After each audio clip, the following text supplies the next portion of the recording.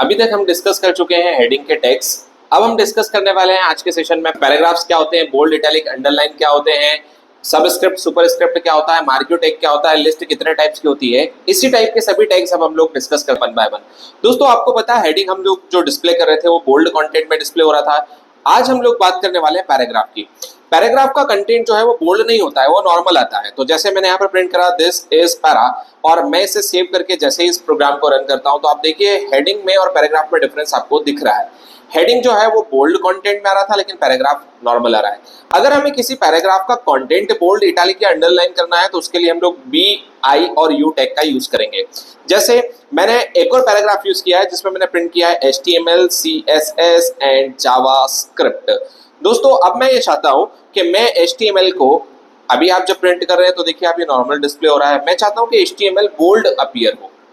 जब भी किसी कंटेंट को आपको बोल्ड करना है तो आप उसे सराउंड कर दीजिए बी टैग से। तो बी का मतलब होता है बोल्ड, बोल्ड टैग ओपन और HTML के जस्ट बाद मैंने बोल्ड टैग को क्या कर दिया है, क्लोज। मैं पेज को सेव करता हूं और रिफ्रेश करता हूं ब्राउजर पे तो देखिए अभी HTML नॉर्मल अपीयर हो रहा था और जैसे मैंने रिफ्रेश किया ये बोल्ड हो जाएगा।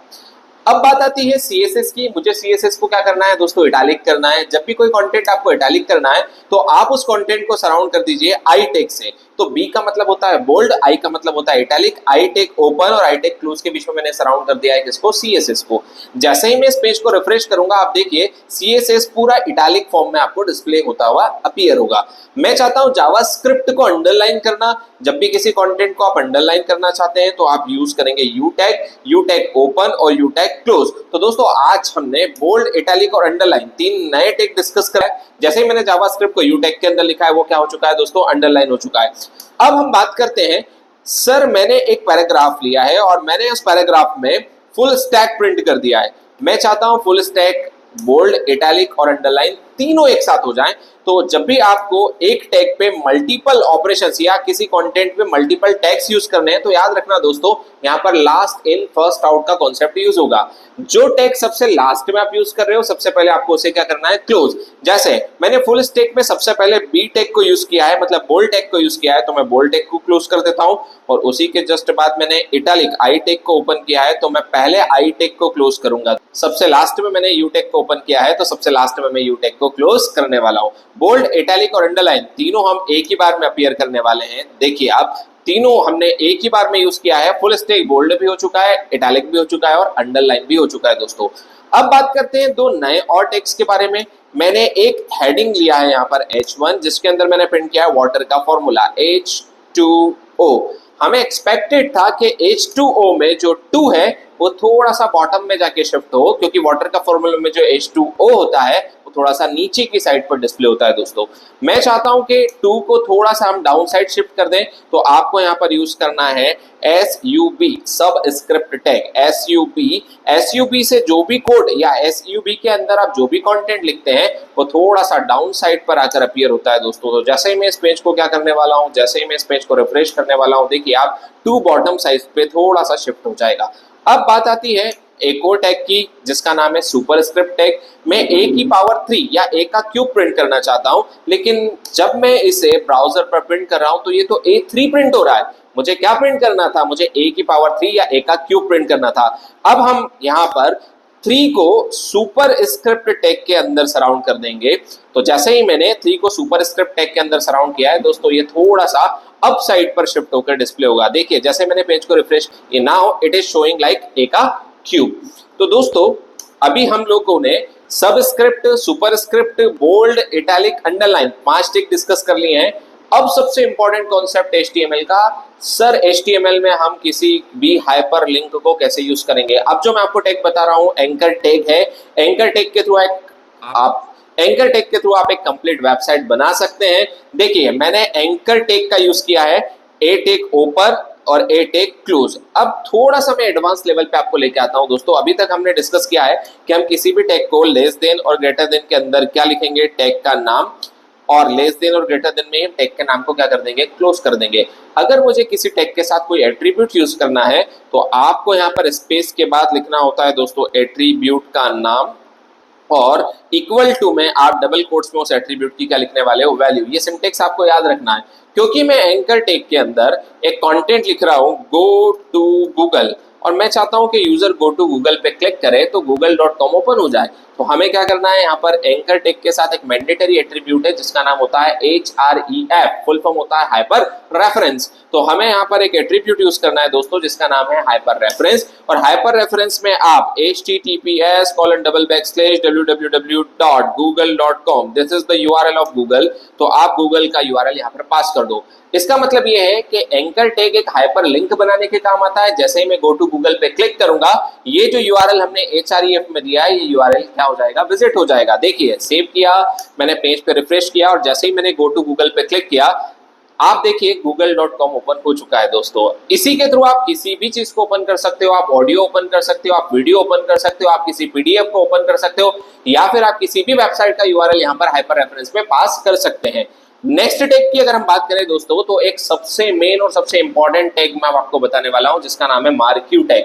दोस्तों जब भी आपको कोई कंटेंट स्लाइड कराना हो या एनिमेट कराना हो, आप यूज करेंगे मार्क्यू टैग। जैसे मेरे पास सेकंड बिगेस्ट हेडिंग, ये एक हेडिंग है H2 टैग से जो हमने प्रिंट किया था, सेकंड बिगेस्ट हेडिंग, मैं इसको स्लाइड कराना चाहता हूं दोस्तों। मैं अगर इसे स्लाइड कराना चाहता हूं तो मैंने इसको सराउंड कर दिया है मार्क्यू टैग से, MARQUE, मार्क्यू टैग ओपन, और H2 के बाद मैंने क्लोज कर दिया है मार्क्यू टैग को। जैसे ही मैं मार्क्यू टैग के अंदर कोई भी कंटेंट रखता हूं, वो कंटेंट स्लाइड होने लगता है, एनिमेट होने लगता है दोस्तों। जैसे ही मैंने रिफ्रेश किया, आप देखिए यहाँ पर सेकंड बिगेस्ट हेडिंग क्या होने लगा है, एनिमेट होने लगा है। दोस्तों मैं आपको एक कंफ्यूजन अभी से ही क्लियर कर देता हूं। अभी आपको ये नहीं सोचना है कि इसकी डायरेक्शन लेफ्ट टू राइट आ रही है, right to left, up down, हम सब कुछ कर सकते हैं, हम इसकी स्पीड भी कंट्रोल कर सकते हैं, पर वो हम डिस्कस करेंगे आने वाली वीडियोस में। दोस्तों नेक्स्ट जो टैग है, वो 3 टैग हमें डिस्कस करना है। आप जब भी HTML पढ़ते हो, आपको बताया जाता है कि HTML में लिस्ट सिर्फ 2 टाइप की होती है, पर मैं आपको आज बताने वाला हूं लिस्ट 3 टाइप की होती है दोस्तों। पहली होती है ऑर्डर्ड लिस्ट, दूसरी होती है अनऑर्डर्ड लिस्ट, और तीसरी होती है डेटा लिस्ट। आप कभी भी रेस्टोरेंट्स में जाते हैं, मेन्यू कार्ड आता है, मेन्यू कार्ड में बहुत सारे आइटम्स होते हैं, वैसा ही अगर हमें कुछ HTML में बनाना हो तो कैसे बनाएंगे। तो अब हम डिस्कस करने वाले हैं HTML के थ्रू लिस्ट बनाना। पहली लिस्ट होती है दोस्तों ऑर्डर्ड लिस्ट।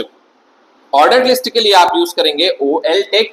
OL का फुल फॉर्म होता है ऑर्डर्ड लिस्ट, और ऑर्डर्ड लिस्ट ओपन और क्लोज के बीच में आप इस लिस्ट के आइटम्स देंगे। लिस्ट के आइटम्स देने के लिए हम लोग यूज करेंगे LI टैग का। LI में मैंने पहला लिस्ट का आइटम दे दिया है जावा, दूसरा LI में मैंने लिस्ट का आइटम दे दिया है पाइथन, और तीसरा मैंने यहाँ पर LI में लिस्ट का आइटम दे दिया है रिएक्ट।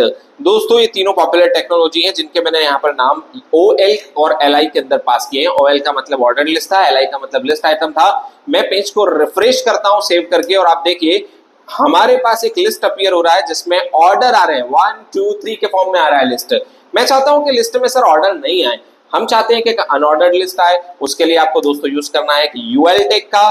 तो जैसे हमने OL यूज किया था, वैसे ही you will use UL tag.